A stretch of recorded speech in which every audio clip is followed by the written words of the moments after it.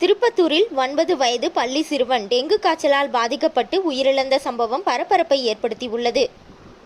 திருப்பத்தூர் மாவட்டம் திருப்பத்தூர் அடுத்த பொம்மிகுப்பம் சின்ன மாரியம்மன் கோவில் தெரு பகுதியை சார்ந்த உதயகுமார் மகன் கவியரசு வயது 9 என்ற மாணவன் தனியார் பள்ளியில் 5ஆம் வகுப்பு படித்து வந்த நிலையில் கடந்த 17ஆம் தேதி கவியரசிற்கு திடீரென காய்ச்சல் ஏற்பட்டுள்ளது. அதனைத் தொடர்ந்து பெற்றோர்கள் கவியரசை சிகிச்சைக்காக திருப்பத்தூர் அரசு மருத்துவமனையில் அனுமதித்துள்ளனர்.